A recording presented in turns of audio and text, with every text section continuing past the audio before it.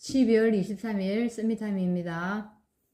말씀은 계시록 17장 7절에서 14절입니다. 천사가 이르되 왜 놀랍게 여기느냐? 내가 여자와 그가 탄 7마리와 10뿔 가진 짐승의 비밀을 내게 이르리라. 네가 본 짐승은 전에 있었다가 지금은 없으나 장차 무저갱으로부터 올라와 멸망으로 들어갈 자니 땅에 사는 자들로서 창세 이후로 그 이름이 생명책에 기록되지 못한 자들이 이전에 있었다고 지금은 없으나 이전에 있었다가 지금은 없으나 장차 나올 짐승을 보고 놀랍게 여기리라.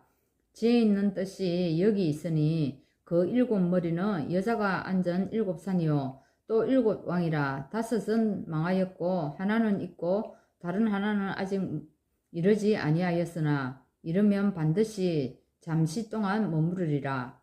전에 있었다가 지금 없어진 짐승은 8째 왕이니 7 중에 속한 자라.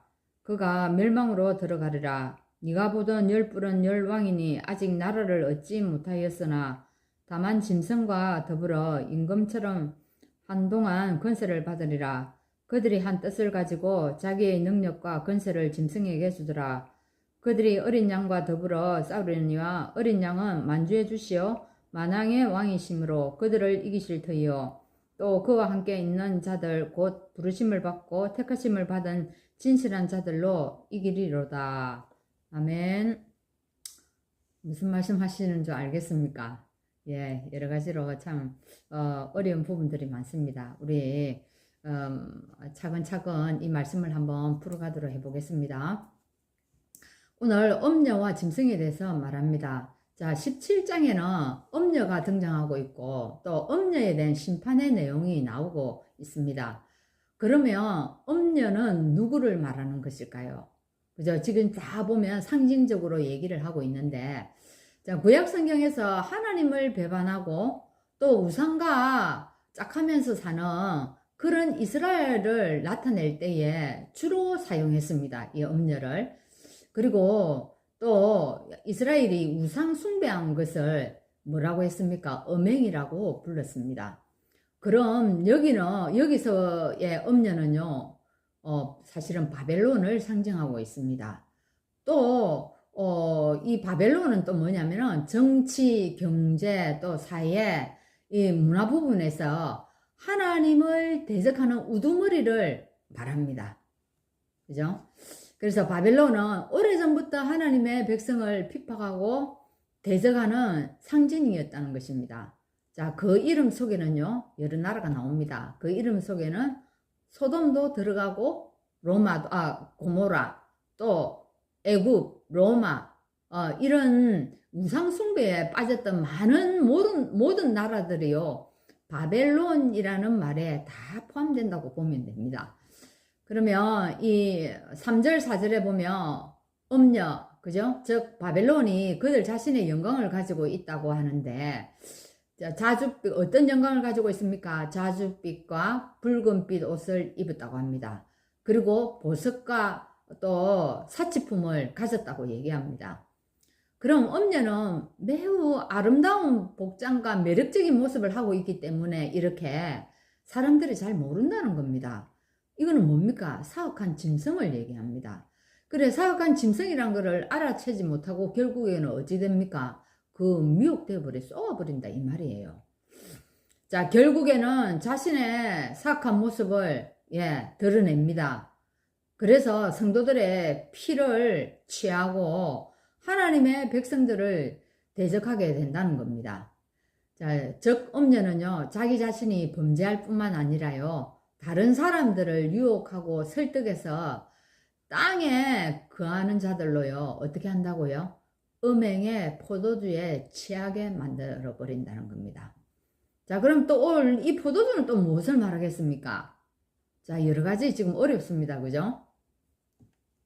이 포도주는요, 세상의 눈에 보이는 것을 말한데, 세상의 눈에 보이는 각종 여러 가지 문화라든지 사상이라든지, 즉 뭐냐면 하나님을 믿지 못하게 하고 하나님을 대적한 것들을 말하는 것입니다.